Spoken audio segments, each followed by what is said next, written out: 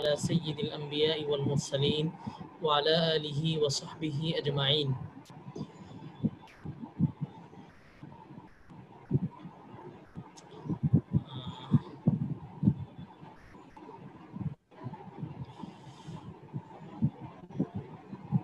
যারা অংশগ্রহণ করেছেন তারা আমাকে শুনতে পাচ্ছেন কিনা একটু জানাবেন। জি, শোনা যাচ্ছে।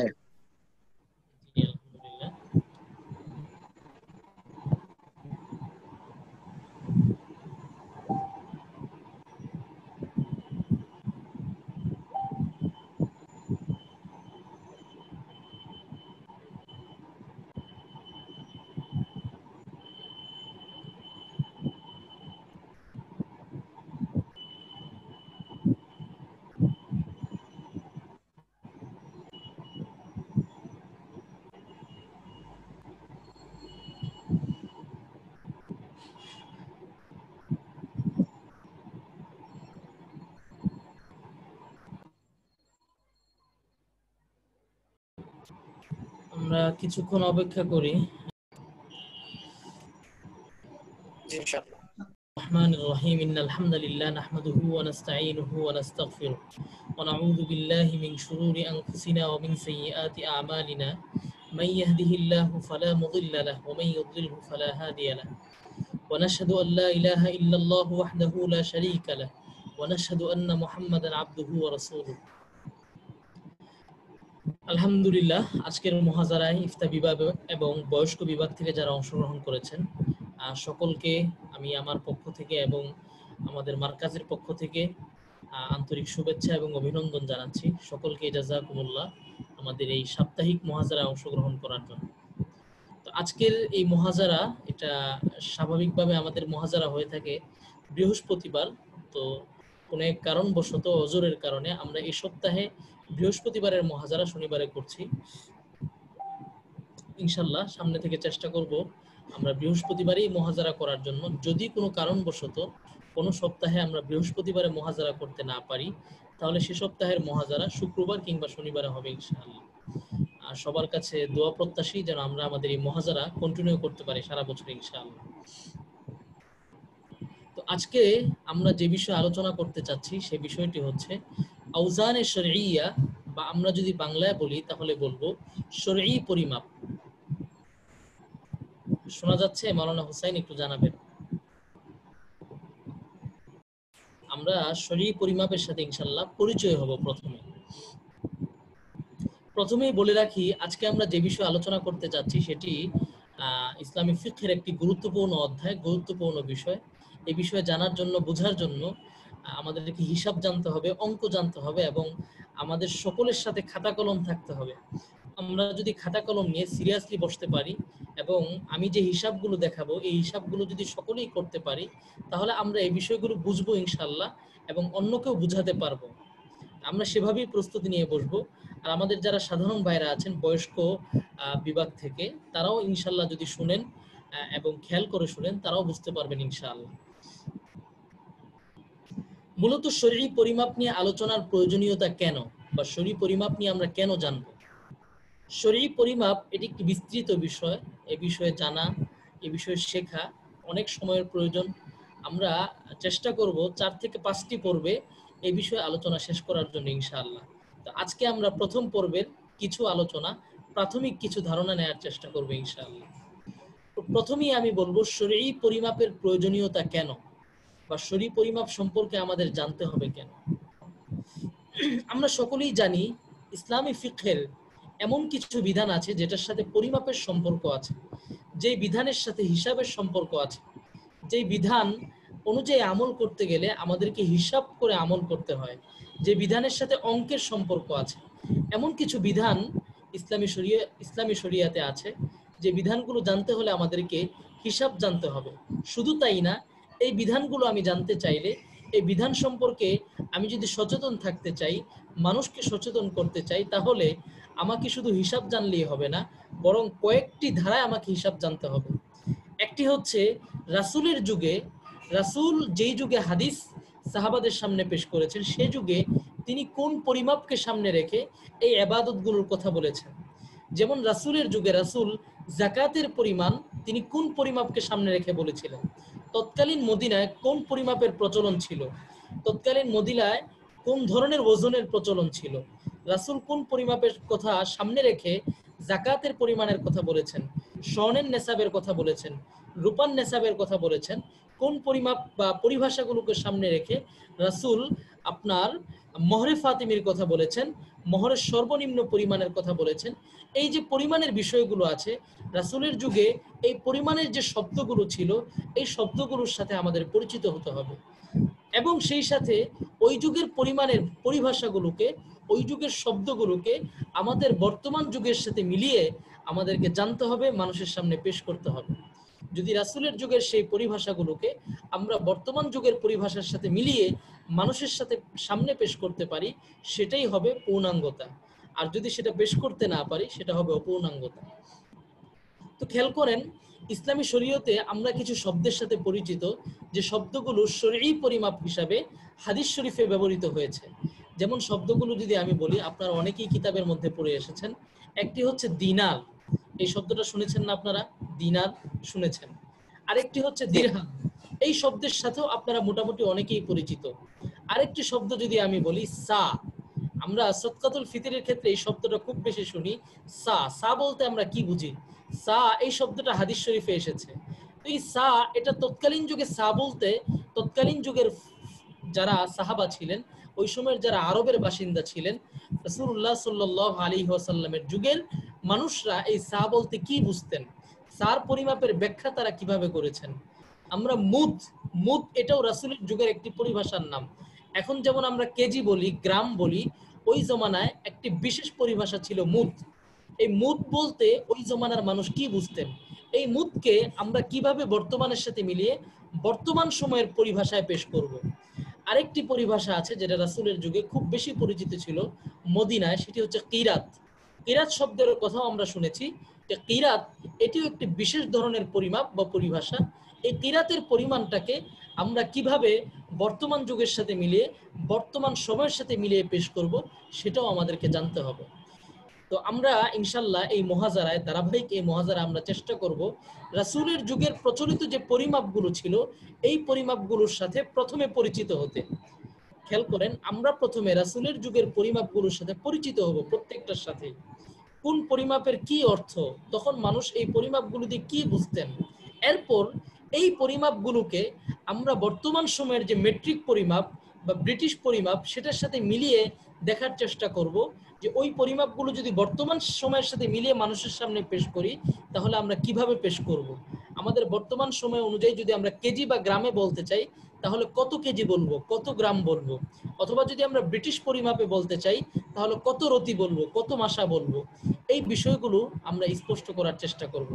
শুধু তাই না, বরং এই ক্ষেত্রে যে মতভেদগুলো আছে, আরব উলামা একরাম এক ধরনের পরিমাপের কথা বলেন, হিন্দুস্তানি উলামা একরাম এক ধরনের পরিমাপের কথা বলেন, সেটাও আমরা দেখার চেষ্টা করব ইনশাআল্লাহ। সেই সাথে আমি আপনাদেরকে বলি, আমরা এই পরিমাপের সাথে সংশ্লিষ্ট যে মাসাইলগুলো আছে, সেই মাসাইলগুলো আমরা একেবারে গবেষণার পর্যায় থেকে বের করার চেষ্টা করব। আমরা আপনাদেরকে দেখানোর চেষ্টা করব ইনশাআল্লাহ যে হাদিস শরীফে মোহরে ফাতিমির কথা বলা আছে 500 দিরহাম। তো সেই 500 দিরহামকে আমরা বর্তমান সময়ের আলোকে কত পরিমাণ বলবো, 500 দিরহামকে বর্তমান পরিভাষায় আমরা কি বলবো, বর্তমান এটাকে যদি আমরা গ্রামে বলতে চাই তাহলে কত গ্রাম বলবো, এই হিসাবটা আমরা কিভাবে করব। দেরহাম থেকে আমরা কিভাবে দেরহামকে গ্রামে রূপান্তরিত করব, দেরহামকে আমরা কিভাবে কিলোগ্রামে রূপান্তরিত করব, এবং দেরহামকে কিভাবে আমরা ব্রিটিশ পরিমাপ তথা রতি বা তুলায় রূপান্তরিত করব, ভরিতে রূপান্তরিত করব, এই বিষয়গুলো ইনশাআল্লাহ আজকে দেখানোর চেষ্টা করব। সকলেই বুঝতে পেরেছেন? তো যারা পরবর্তীতে এসেছেন, আমি দেখতে পাচ্ছি শুরু থেকেই হয়তো সকলেই ছিলেন, আমি 9 জনকে দেখেছিলাম শুরুতে। তো আজকের মূল আলোচনার টপিক হচ্ছে আওজানে শরঈয়া বা শরঈ পরিমাপ। হাদিসে ব্যবহৃত শরঈ পরিমাপগুলোকে বর্তমান যুগের সাথে মিলিয়ে বলার একটা চেষ্টা ইনশাআল্লাহ আমরা এই মুহাজারা থেকে করব। তো প্রথমেই আসি যে হাদিসে ব্যবহৃত শরঈ পরিমাপগুলো বা পরিমাপের পরিভাষাগুলো কি আসলে। এটা আমি একবার বলেছি আপনাদেরকে, আবার বলছি। হাদিসে বহুল ব্যবহৃত শরঈ পরিমাপগুলো হচ্ছে 1 নম্বর দিনার, 2 নম্বর দিরহাম, 3 নম্বর কিরাত, 4 নম্বর মুদ, 5 নম্বর আমরা বলতে পারি সা। এছাড়াও আরো বিভিন্ন পরিমাপ এবং পরিভাষার কথা আমরা হাদিসে দেখতে পাই। আমরা পর্যায়ক্রমে প্রত্যেকটা আলোচনা করার চেষ্টা করব।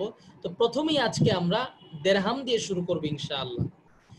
দিরহামের কি পরিচয়, আমরা দিরহামের সাথে সম্পৃক্ত কি কি মাসালা আছে এবং এই দিরহামটাকে আমরা বর্তমান যুগের সাথে মিলিয়ে কিভাবে পেশ করব। দিরহামের পরিচয় বলার আগে আমি আপনাদেরকে আবারও বলার চেষ্টা করছি যে শরঈ পরিমাপগুলো জানতে হলে এই শরঈ পরিমাপগুলোকে আমরা প্রথমে 2 ভাগে বিভক্ত করব। একটি হচ্ছে প্রাচীন শরঈ পরিমাপ, যে পরিমাপের কথা হাদিসে এসেছে। এই পরিমাপগুলো সামনে নিয়ে আমরা আলোচনা করব। যেমন হাদিসে দিরহামের কথা এসেছে, এই দিরহাম সামনে নিয়ে আমরা ইনশাআল্লাহ আলোচনা করব।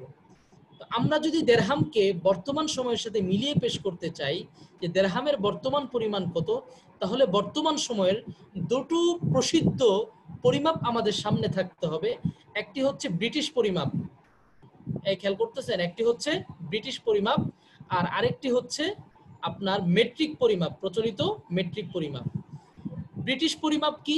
ব্রিটিশ পরিমাপ হচ্ছে, আমরা রতি বা মাসার কথা শুনেছি, ঠিক না? তোলা, ভরি, রতি, মাসা, এগুলো হচ্ছে ব্রিটিশ পরিমাপ। এটা ব্রিটিশদের সময় উপমহাদেশে খুব বেশি প্রচলিত ছিল। আমরা যদি বর্তমান স্বর্ণের দোকানগুলোতে যাই, তাহলে এই দোকানগুলোতে আমরা দেখব যে তোলা, ভরি, মাসা এগুলোর প্রচলন আছে। এখনো মানুষ এই প্রচলনগুলো অনুযায়ী কথা বলে, এই প্রচলন অনুযায়ী লেনদেন হয়, এই লেনদেনগুলো এখনো হয়। এই জন্য হাদিসের পরিভাষাগুলোকে আমরা প্রথমে ব্রিটিশ পরিমাপ অনুযায়ী বের করার চেষ্টা করব।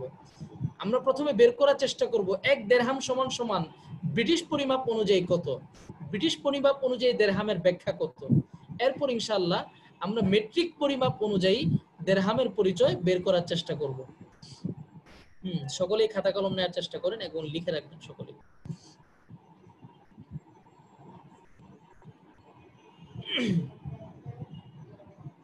তো দেখেন, আমরা প্রথমেই চলে যাচ্ছি দিরহামের পরিচয়। দিরহামের পরিচয় কি?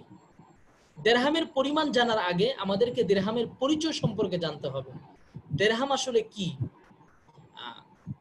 তো আমি প্রথমে আপনাদেরকে বলি যে দিরহাম এটি একটি রৌপ্য মুদ্রা, রূপা দিয়ে তৈরি একটি বিশেষ ধাতু, এক ধরনের বিশেষ ধাতু, যেটা নববী যুগে বা এরও আগে তৎকালীন আরবে আপনার রৌপ্য মুদ্রা বা বিনিময় মাধ্যম হিসাবে মানুষের মাঝে প্রচলিত ছিল।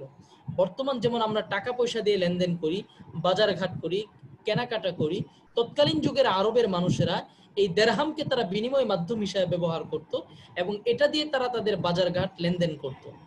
তো দিরহাম এটা তৈরি করা হয় রূপা দিয়ে, এই জন্য দিরহামকে বলা হয় রৌপ্য মুদ্রা। বুঝতে পেরেছেন? দিরহামকে বলা হয় রৌপ্য মুদ্রা। আমি একটা দিরহামের ছবি দেখাবো আপনাদেরকে ইনশাআল্লাহ। তো প্রথমে পরিচয়টা আমরা জেনে নিই। দিরহাম এটা রৌপ্য মুদ্রা, এটা তৎকালীন যুগের একটি বিনিময় মাধ্যম। যেমন বর্তমানে টাকা, তৎকালীন যুগে এই দিরহামের প্রচলন ছিল। মাঝখানে বলে রাখি যে বর্তমান সময়ে একটি দেশে তাদের মুদ্রা তারা দিরহাম নামে নামকরণ করেছে তাদের মুদ্রাকে। এই দিরহাম তৎকালীন যুগের দিরহাম, প্রাচীন দিরহাম দুইটা এক নয়। বর্তমান যুগে যে দেশ তাদের মুদ্রাকে দিরহাম নামকরণ করেছে সেটা হচ্ছে কাগজে মুদ্রা। আর প্রাচীন যুগে যে দিরহামের প্রচলন ছিল সেটা ছিল ধাতব্য মুদ্রা, ধাতু দিয়ে তৈরি মুদ্রা বা রূপা দিয়ে তৈরি মুদ্রা। কাগজে মুদ্রা এটার কোনো মূল্য নেই, এটার মূল্য সরকার নির্ধারণ করে দিয়েছে। কিন্তু রূপা দিয়ে তৈরি যে মুদ্রা, এটা আসলেই একটি মূল্যবান বস্তু। এটা যদি মুদ্রা হিসাবেও কেউ ব্যবহার না করে, তারপরও সে রূপা হিসাবে এই মুদ্রা সে বিক্রি করে দিতে পারবে। তো তৎকালীন যুগে আসলে কাগজে মুদ্রার প্রচলন ছিল না, সরাসরি স্বর্ণ এবং রূপার মুদ্রার প্রচলন ছিল। তো রূপা দিয়ে তৈরি যে মুদ্রা ব্যবহার করা হতো সেই মুদ্রাকে বলা হতো দিরহাম। তো আমরা মোটামুটি এভাবে মনে রাখতে পারি যে দিরহাম হচ্ছে এক ধরনের বিশেষ ধাতু দিয়ে তৈরি রৌপ্য মুদ্রা। এবার আমরা দেখি দিরহাম শব্দের ব্যবহার কুরআনুল কারীমে আছে কিনা। আমরা যদি দেখি কুরআনুল কারীমের সূরা ইউসুফের মধ্যে আল্লাহ সুবহানাহু ওয়া তাআলা দিরহাম শব্দের কথা উল্লেখ করেছেন। সূরা ইউসুফের মধ্যে আমরা দেখেছি যে ওই ইউসুফ আলাইহিস সালামকে যখন কূপে নিক্ষেপ করা হয়, তখন একদল পথিক, একদল বণিক দল ইউসুফ আলাইহিস সালামকে কূপ থেকে উত্তোলন করেন। উত্তোলন করে তারা ইউসুফ আলাইহিস সালাতু ওয়াস সালামকে তার ভাইদের কাছ থেকে সামান্য মূল্যে কিনে নেন। এই বিষয়টাকে কোরআনুল কারীমে ব্যক্ত করা হয়েছে, ওয়াশারাউহু বিসামানিন বাখসিন দারাহিমা মাদুদা। তো আমরা দারাহিম শব্দ, দেরহামের জমা দারাহিম, এই শব্দের একটা ব্যবহার কুরআনুল কারীম থেকে পেলাম। এর মানে আমরা বুঝতে পারলাম যে দেরহামের প্রচলন এটা শুধু আমাদের নবীর যুগে না, বরং এরও আগে হযরত ইউসুফ আলাইহিস সালাতু ওয়াস সালাম, মুসা আলাইহিস সালাতু ওয়াস সালাম, ওই সময়ও দেরহামের প্রচলন ছিল। অর্থাৎ প্রাচীন যুগে এই দেরহামের প্রচলন সবসময়ই ছিল।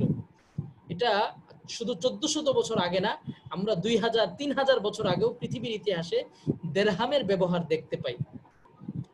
আমরা যদি হাদিস শরীফের মধ্যে দেখি যে হাদিস শরীফে দেরহামের ব্যবহার আছে কিনা, আমরা দেখি আয়েশা সিদ্দিকা রাদিয়াল্লাহু তাআলা আনহুকে জিজ্ঞেস করা হয়েছে যে রাসূলের স্ত্রীদের মোহরের পরিমাণ কত ছিল।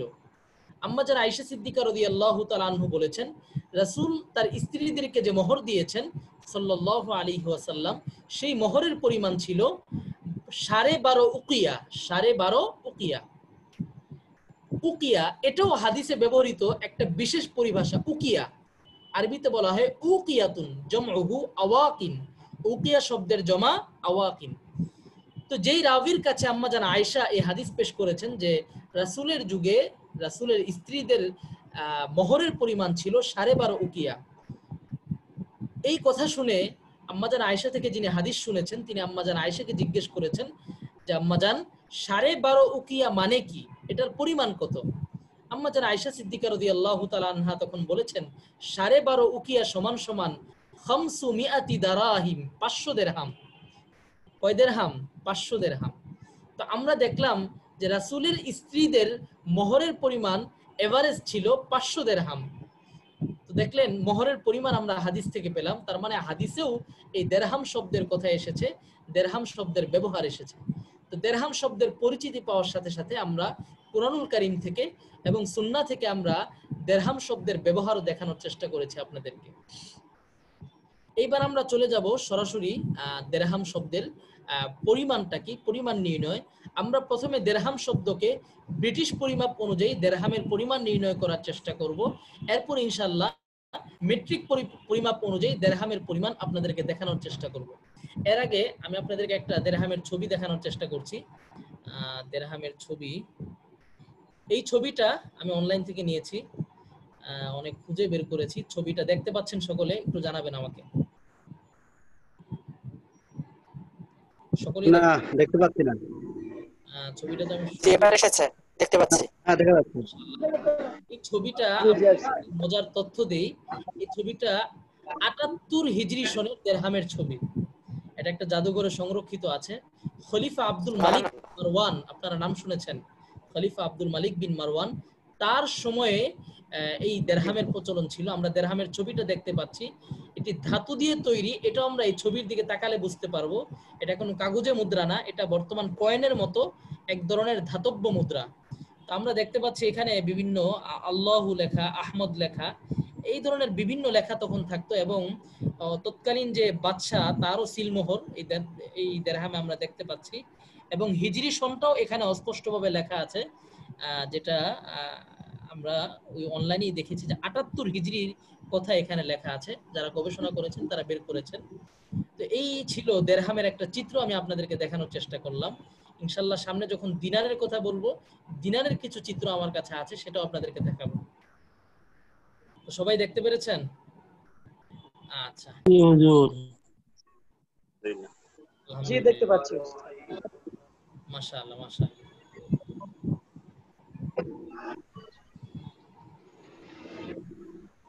আমি যে আলোচনাগুলো করেছি আপনারা অবশ্যই দেখতে পাচ্ছেন। দিরহাম রূপা দিয়ে তৈরি এক প্রকার বিশেষ ধাতু। একসময় এটি বিনিময় মাধ্যম হিসাবে ব্যবহৃত হতো। যাকাত, সদকাতুল ফিতির সহ ইসলামী শরীয়তের অনেক বিধিবিধান দিরহামের ওজন পরিমাপ জানার সাথে সম্পৃক্ত। আমরা দেখলাম ইসলামী শরিয়ার অনেক বিধান, যাকাত, সদকাতুল ফিতির, মোহর, এই পরিমাণগুলো যদি আমরা গবেষণার জায়গা থেকে জানার চেষ্টা করি, সরাসরি কোরআন সুন্নাহর উৎস থেকে এই পরিমাণগুলো জানার চেষ্টা করি, তাহলে দিরহামের পরিমাণ জানার কোনো বিকল্প নেই। কারণ হাদিস শরীফে যাকাতের পরিমাণের কথা বলা হয়েছে যে রূপার যাকাতের পরিমাণ হচ্ছে 200 দিরহাম। খেয়াল করেন, 200 দিরহাম হচ্ছে রূপার যাকাতের পরিমাণ। তো 200 দিরহাম যদি আমি এই যুগের মানুষকে বলি যে রূপার যাকাত দিতে হবে বা রূপার নেসাব হচ্ছে 200 দিরহাম, এই যুগের মানুষ কি বুঝবে? বুঝবে না, কারণ এই যুগে দিরহামের প্রচলন নেই। এই যুগের মানুষকে এই যুগের ভাষায় বলতে হবে যে 200 দিরহাম সমান সমান কত। এই তথ্য আমাদেরকে যুগের ভাষায় যুগের মানুষের সামনে পেশ করতে হবে। একজন গবেষক আলেম হিসেবে আমাকে অবশ্যই জানতে হবে যে 200 দিরহাম সমান সমান 52.5 ভরি রূপা কিভাবে হলো। ঠিক তেমনি ভাবে দেখেন হাদিস শরীফে মোহরে ফাতিমির পরিমাণ বলা আছে, আমরা দেখলাম আম্মাজান আয়েশার হাদিস থেকে 500 দিরহাম। আমরা যদি এই যুগের মানুষকে বলি যে মোহরে ফাতিমির পরিমাণ 500 দিরহাম, তাহলে তারা কিছুই বুঝবে না, কারণ এই যুগে দিরহামের প্রচলন নেই। এই যুগের মানুষকে এই 500 দিরহাম থেকে হিসাব করে এই যুগের ভাষায় 500 দিরহাম সমান সমান কত হয় সেই হিসাবটা পেশ করতে হবে। ঠিক তেমনি ভাবে মোহরের সর্বনিম্ন পরিমাণ কত বলেন তো দেখি, কে বলতে পারেন?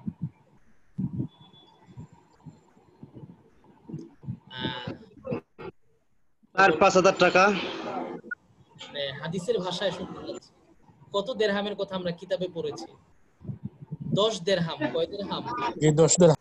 হ্যাঁ, আমরা হাদিসের ভাষায় আগে জানার চেষ্টা করছি 10 দিরহাম।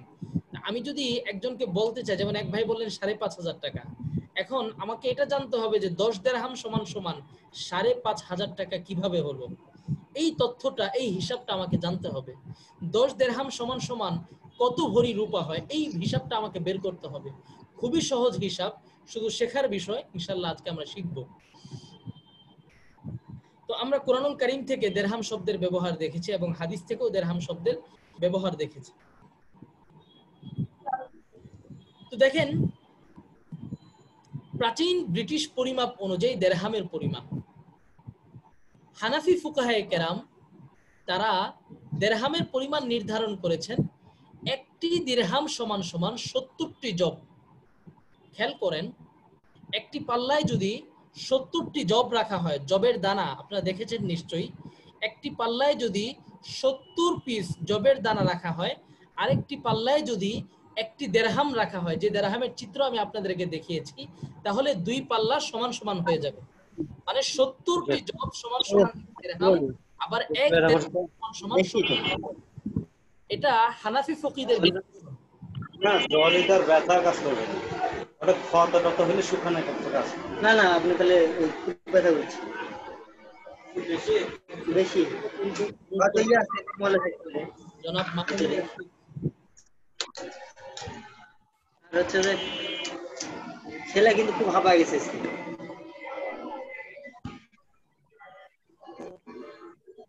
একজন মিউট না করে কথা বলছে, এটা দুঃখজনক। আমরা ক্লাসের আদাব বজায় রাখার চেষ্টা করব। মাঝখানে কথা হলে তো আলোচনার ছন্দ হারিয়ে যাবে, ঠিক না? তো আমরা ইনশাআল্লাহ সকলেই মিউট করে রাখবো। কারো কোনো প্রশ্ন থাকলে আমরা সেটা মাইক্রোফোন অন করে আমরা প্রশ্ন করব ইনশাআল্লাহ।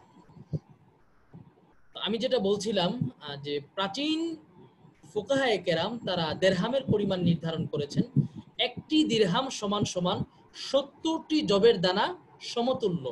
এর অর্থ হচ্ছে একটি পাল্লায় যদি 70টি জবের দানা রাখা হয় আর আরেকটি পাল্লায় যদি একটি দিরহাম রাখা হয়, তাহলে পাল্লা সমান সমান হয়ে যাবে। 70টি জব সমান সমান এক দিরহাম, এক দিরহাম সমান সমান 70টি জব। জবের দানা দেখেছেন না আপনারা? তো 70টি জবের ওজন আর কত হবে? খুব বেশি হবে না। এই ছিল দিরহামের পরিমাণ নির্ণয়ে তৎকালীন প্রাচীন ফকিদের একটি বিশ্লেষণ। এই বিশ্লেষণে আমরা খুব বেশি যাব না, আমরা শুধু এতটুকু মনে রাখবো যে একটি দিরহাম সমান সমান 70টি জব, এতটুকু মনে রাখলেই হবে। এবার আমরা চলে আসি ব্রিটিশ পরিমাপে। যেহেতু জব দিয়ে কোনো কিছু পরিমাপ করার, পরিমাণ বের করার কোনো প্রচলন আমাদের সমাজে নেই, এই জন্য আমি এই বিষয়ে বিস্তারিত কোনো আলোচনায় যাচ্ছি না। আমি চলে যাব ব্রিটিশ পরিমাপে। ব্রিটিশ পরিমাপ কি আমরা সকলেই জানি, তোলা ভরি। তোলা এবং ভরি দুইটা একই জিনিস, এই দুইটার মধ্যে কোনো পার্থক্য নেই। যা তোলা তাই ভরি। এই যে ভরির পরিমাণ, রতি, মাসা, এগুলো সব কি ব্রিটিশ পরিমাণ। আমরা স্বর্ণের দোকানে গিয়ে যদি জিজ্ঞেস করি রতি, তোলা তারা খুব ভালো বলতে পারবে, কারণ আমাদের বর্তমান সময়ে স্বর্ণের দোকানগুলোতে এই ব্রিটিশ পরিমাপের প্রচলন আছে। তো ব্রিটিশ পরিমাপ অনুযায়ী একটি দিরহাম সমান সমান কত? খেয়াল করেন, আমি এখানে লিখেছি, আপনাদেরকে দেখাচ্ছি যে ব্রিটিশ পরিমাপ অনুযায়ী 70টি জবের পরিমাণ হয়। 70টি জব মানে কি? একটি দিরহামের পরিমাণ হয় 25.2 রতি। কয় রতি বললাম?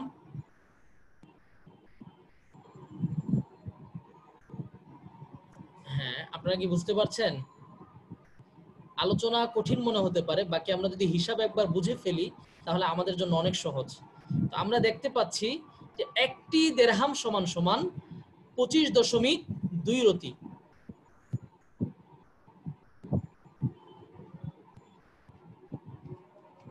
জি। দেখতে পাচ্ছেন? ব্রিটিশ পরিমাপ অনুযায়ী একটি দিরহাম সমান সমান 25.2 রতি। আর মাসা হিসাবে যদি আমরা বলি তাহলে এক দিরহাম সমান সমান 3.125 মাসা। আমরা রতির হিসাব দিয়ে আগানোর চেষ্টা করব যে এক দিরহাম সমান সমান 25.2 রতি। আজকে রতির হিসাবটাই বোঝার চেষ্টা করেন, ইনশাআল্লাহ বুঝে ফেলবেন। আমি ইনশাআল্লাহ হিসাবটা আপনাদের থেকে শুনবো। এক দিরহাম সমান সমান 25.2 রতি, আর 96 রতি সমান সমান 1 তোলা, অর্থাৎ 1 তোলা সমান সমান 96 রতি। কি বললাম? 1 তোলা সমান সমান 96 রতি। তা আমরা দুইটা বিষয় দেখলাম, এক দিরহাম সমান সমান 25.2 রতি। রতির যে উপরের একটা হিসাব আছে সেটা হচ্ছে তোলা। 1 তোলা সমান সমান 96 রতি সমান সমান 1 তোলা। এখন আসেন হিসাব বুঝবেন ইনশাআল্লাহ। আমরা এই রতির হিসাব থেকে আমরা প্রথমেই বের করব আপনার রূপান নেসাব। হাদিস শরীফের মধ্যে আসছে, আমরা রূপান নেসাবে পড়ে যাচ্ছি। আমরা প্রথমে মোহরের সর্বনিম্ন পরিমাণটা রতির হিসাব থেকে বোঝার চেষ্টা করি। প্রথমে আসেন রতিতে। এক দিরহাম সমান সমান যদি 25.2 রতি হয় তাহলে 10 দিরহাম সমান সমান কয় রতি হবে বলেন তো? আপনারা হিসাব বের করবেন ঝটপট, যাদের কাছে ক্যালকুলেটর আছে হিসাব বের করে ফেলেন গুণ দিয়ে। এক দিরহাম সমান সমান 25.2 রতি, তাহলে 10 দিরহাম সমান সমান কয় রতি হবে? 252 রতি। কয় রতি? 252 রতি। 252 রতি। মাশাআল্লাহ। কিভাবে বের করেছেন? 25.2 গুণ 10। দেখেন আমরা কিন্তু সরাসরি দিরহাম থেকে রতি বের করে ফেললাম, ঠিক না? আমাদের আবু জাফর ভাই বের করে ফেলছেন যে হাদিস শরীফের মধ্যে আসছে মোহরের সর্বনিম্ন পরিমাণ 10 দিরহাম। এটাকে যদি আমি ব্রিটিশ পরিমাপ অনুযায়ী রতির হিসাবে বলি তাহলে আমি কি বলবো? যে আপনার মোহরের সর্বনিম্ন পরিমাণ হচ্ছে 252 রতি। আমি বলতে পারি যে 252 রতি রূপা, এটার যে দাম সেটাই মোহরের সর্বনিম্ন পরিমাণ, ঠিক না? এবার আসেন রতির হিসাব আমরা পেয়ে গেলাম, আমরা সব হিসাব পাবো ইনশাআল্লাহ। রতির হিসাব থেকে এবার আমরা তোলার হিসাব বের করব। খেয়াল করেন, সকলেই খেয়াল করবেন। এক দিরহাম সমান সমান 25.2 রতি, তাহলে 10 দিরহাম সমান সমান কয় রতি হবে? 252 রতি। তাহলে এবার খেয়াল করেন আমরা তোলার হিসাবে যাব। 96 রতিতে 1 তোলা, অর্থাৎ 1 তোলা সমান সমান 96 রতি, বা এভাবে বলেন 96 রতিতে 1 তোলা, তাহলে 252 রতিতে কয় তোলা হবে?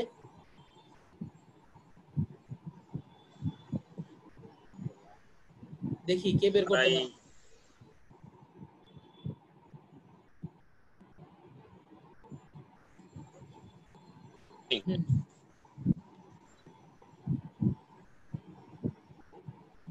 আড়াই তোলার উপরে। কত? আড়াই তোলার চেয়ে বেশি, সামান্য বেশি। সঠিক হিসাবটা বলেন।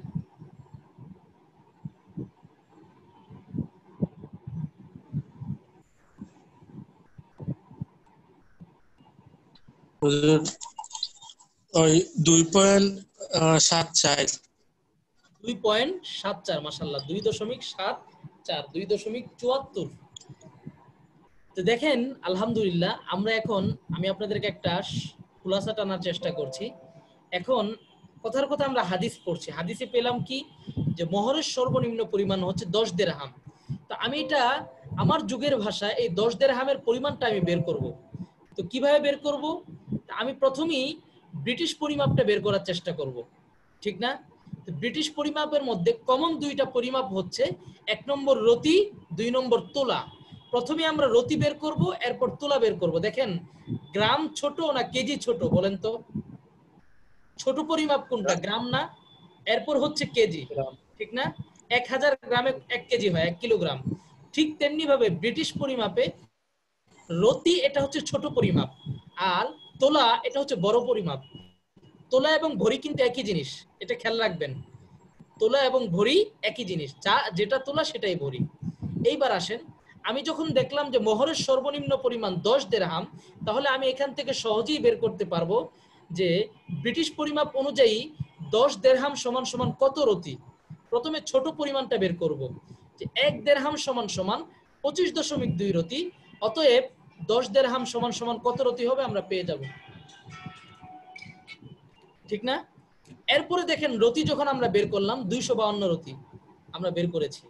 রতি বের করার পর আমরা সহজেই তোলা বের করতে পারবো বা ভরি বের করতে পারবো। কিভাবে? আমরা হিসাব করব যে আমরা জানি আপনার 96 রতি সমান সমান 1 তোলা। অতএব 252 রতি সমান সমান কয় তোলা হবে? কি দিয়ে কাকে ভাগ দিব বলেন তো?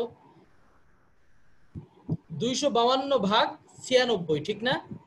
96 কে যখন আমরা 252 দিয়ে ভাগ দিব, তখন আমরা দেখতে পাবো 2.74 আসবে। তাহলে এবার আসেন, আমরা যদি বর্তমান যুগের ভাষায় কাউকে বলতে চাই মোহরের সর্বনিম্ন পরিমাণ কত, তাহলে আমরা এভাবে বলবো যে বর্তমান সময়ে 2 তোলা 2.74 তোলার ভরি, 2.74 ভরি আপনার যে রূপা, এই রূপার যে দাম হয় সেই দামটাই বর্তমান সময় মোহরের সর্বনিম্ন পরিমাণ। এই বুঝতে পারছেন?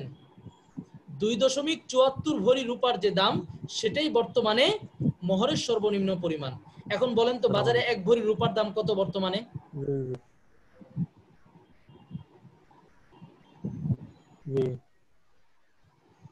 বলেন, কেউ জানেন না?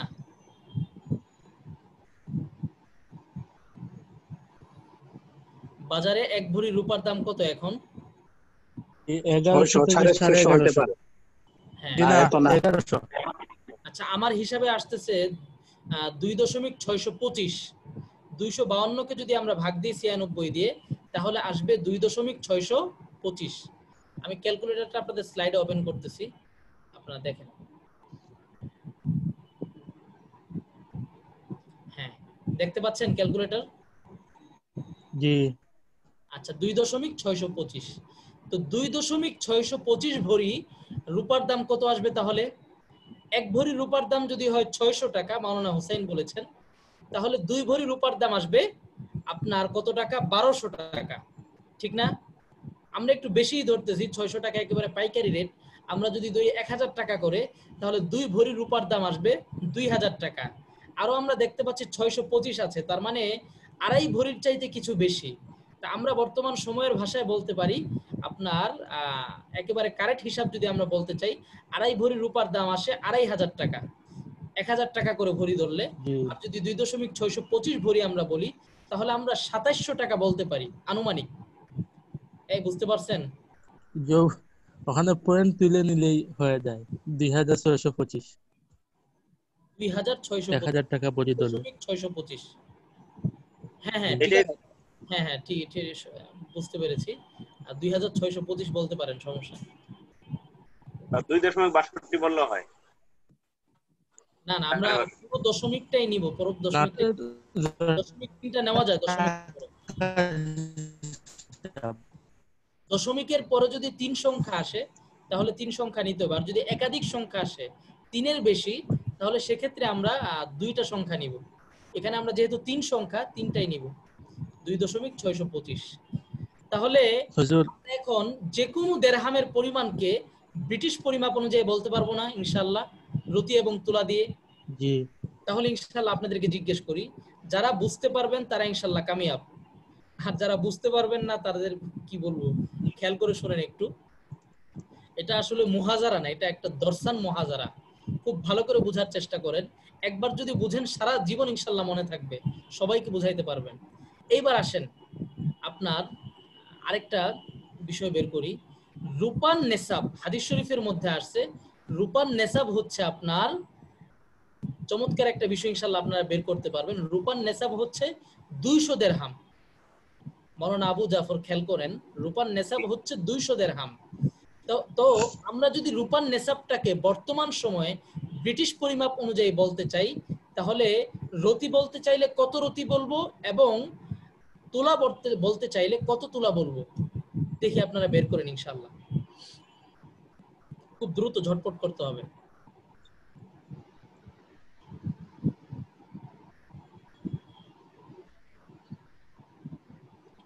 আমি এখানে হিসাব করতেছি, যারা এখানে দেখবেন তারা এখানে দেখেন, আর যারা নিজেরা হিসাব করছেন নিজেরা হিসাব করেন। 50,400 রতি। 50,000 হবে না, আবার হিসাব করেন।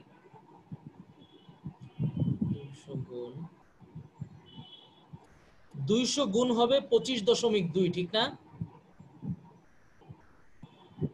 জি। এক দেড়হাম সমান সমান 25.2। অতএব 200 দেড়হাম সমান সমান কত হবে? 200 গুণ 25.2, তাহলে কত হচ্ছে? 5,040 রতি।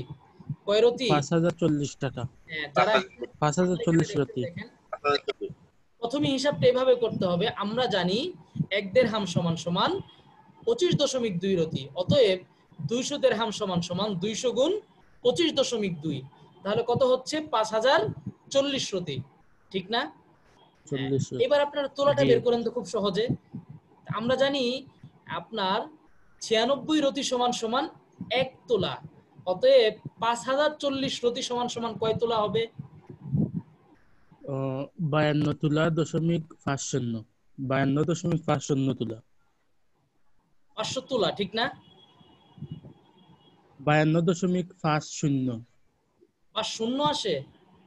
শূন্য আসবে না। জি, শূন্য না ধরলে হবে। 52.5 আসবে। দেখেন আমার ক্যালকুলেটর আমি দেখাচ্ছি,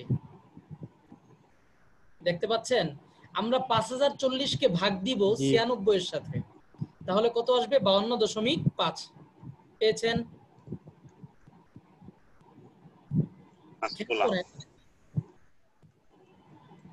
জি, আমার ওখানে তো আসে 52.50।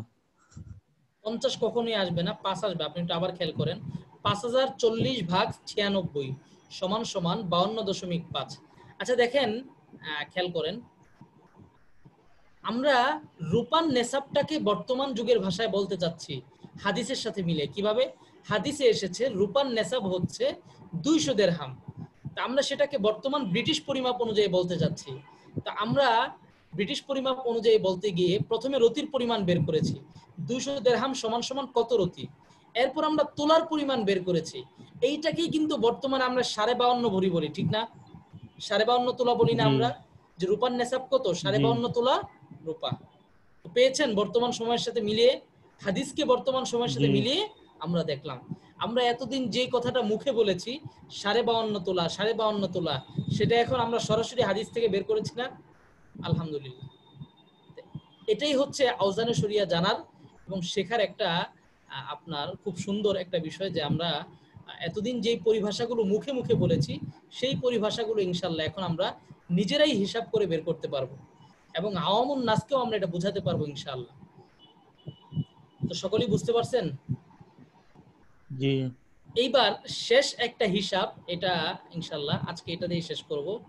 হাদিস শরীফে আপনার মোহরে ফাতিমের পরিমাণ দিরহাম শব্দ দিয়ে এসেছে। কয় দিরহাম? 480 দিরহাম, মতান্তরে 500 দিরহাম। 500 দিরহামের কৌলটাকে উলামায়ে কিরাম অগ্রগণ্য বলেছেন যে মোহরে ফাতিমের পরিমাণ হচ্ছে 500 দিরহাম। এখন 500 দিরহামকে রতি এবং তোলায় বের করা যাবে না ইনশাআল্লাহ? জি। হ্যাঁ, বের করে ফেলেন তো। তাহলে মোহরে ফাতিমের পরিমাণ আপনারা নিজেরাই বের করতে পারবেন আজকে ইনশাআল্লাহ। বের করেন।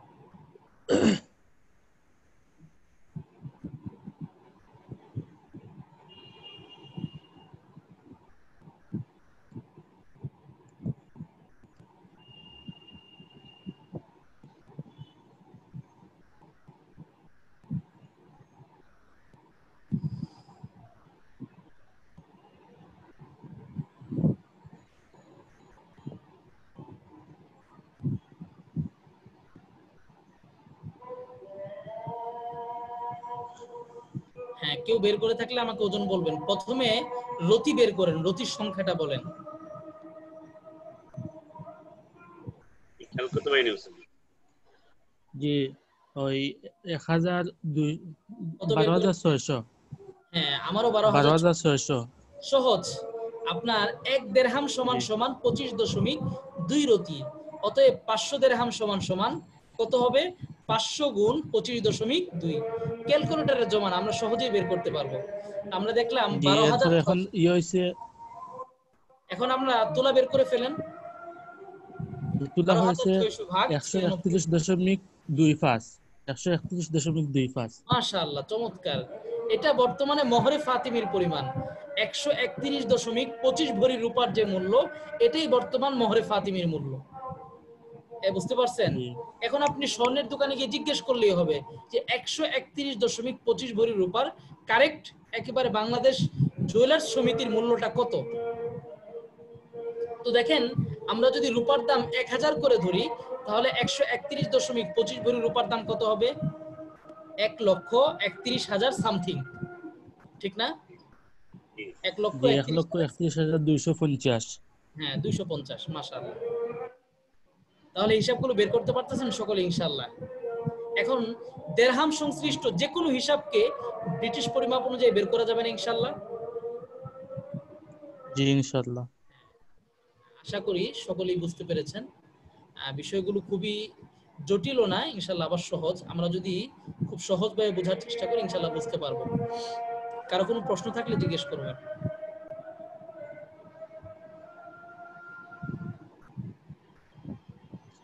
জি, আজকের দর্স এখানেই শেষ।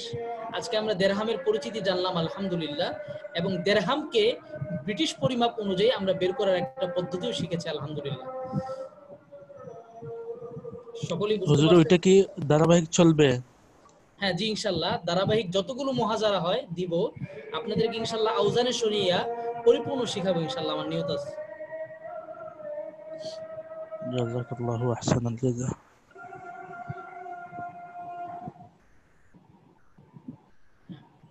ইনশাআল্লাহ আমরা যদি 4টা-5টা মুহাজারা নেই, আমরা আউজানে শরিয়াটা শিখে ফেলতে পারবো আশা করি। জি প্রশ্ন হলো, ইনশাআল্লাহ। এই রূপার মূল্যটা জুয়েলারি সমিতি যে মূল্যটা ধরবে সেটা কি পুরাতন হিসাবে না নতুন হিসাবে না কোন হিসাবে রূপার মূল্যটা নির্ধারণ হবে? হ্যাঁ, আমি উত্তর দিচ্ছি, আজানটা শেষ হোক।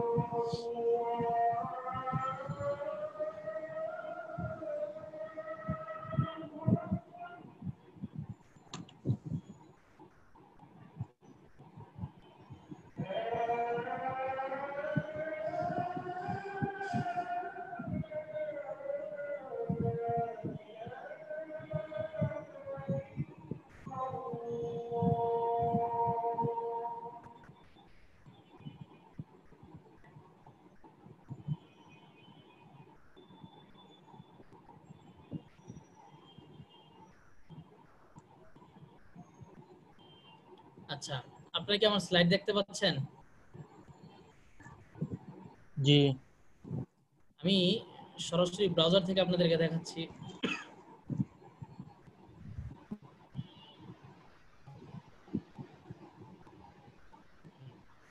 প্রথমেই বলি যে ভাই প্রশ্ন করেছেন, অনেক সুন্দর প্রশ্ন করেছেন, যে আমরা রূপার দামটা কিভাবে নির্ণয় করব, ঠিক না?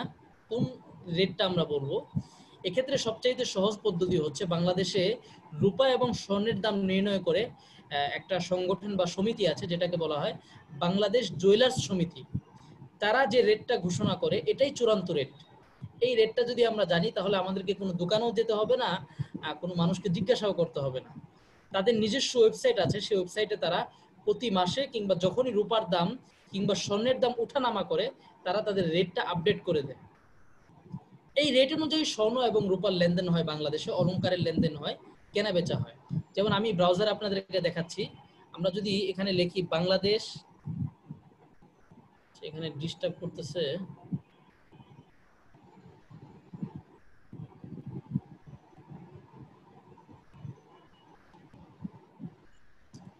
ঠিক আছে, এখানে একটু ঝামেলা হচ্ছে ব্রাউজারে। তো আপনারা যদি সবাই ব্রাউজারে সার্চ দেন, যে সার্চিং এ যদি আপনারা লেখেন বাংলাদেশ জুয়েলার্স সমিতি, তাহলে আপনারা তাদের নিজস্ব ওয়েবসাইট পেয়ে যাবেন এবং ওই ওয়েবসাইটে গেলে আপনারা তাদের আপডেট রেটটা দেখতে পারবেন ইনশাআল্লাহ। ওখানে লেখা থাকবে যে রূপার রেট বর্তমানে কত, ভরি হিসাবে কত, গ্রাম হিসাবে কত এবং স্বর্ণের রেট ভরি হিসাবে কত, গ্রাম হিসাবে কত ইনশাআল্লাহ পেয়ে যাবেন। অথবা কোনো স্বর্ণের দোকানে যদি অলংকারের দোকানে জিজ্ঞেস করেন তারাও বলে দিবে আপনাদেরকে। আমি জানতে চাইছি মুখুজি যে এটা কি নতুন স্বর্ণ বা পুরাতন স্বর্ণ কোন হিসাবে নির্ধারিত হবে? দেখেন আপনারা তো এক একটা নতুন পুরাতন হয় না, অলংকার এটা পুরাতন হলেও অলংকার মানে খাদযুক্ত স্বর্ণ না না, খাদ বিভিন্ন ক্যারেট আছে। বর্তমানে 21 ক্যারেটের যে অলংকার গুলো আছে, 21 ক্যারেটের যে অলংকার গুলো আছে এটাকে আপনি একটা মেয়ার বা মানদণ্ড ধরতে পারেন। 21 ক্যারেট বললেই হবে তাদেরকে, তারা বুঝবে ইনশাআল্লাহ। বুঝতে পেরেছেন? জি। আপনি জিজ্ঞেস করলেই হবে বর্তমানে 21 ক্যারেট যে অলংকার গুলো আছে এগুলোর রেট কত, ভরি হিসাবে রেট কত, তাহলে তারা বলে দিবে।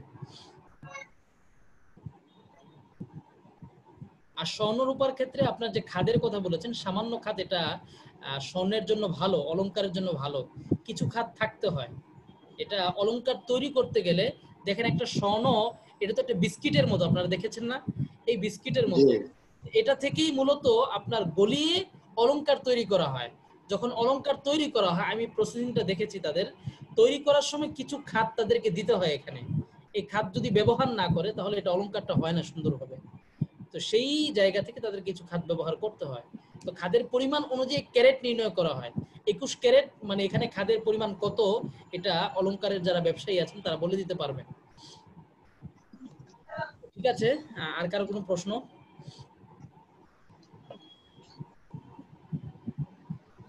ঠিক আছে, আজকে এখানে আমি শেষ করছি। আসসালামু আলাইকুম ওয়া রাহমাতুল্লাহি ওয়া বারাকাতুহু। আসসালামু আলাইকুম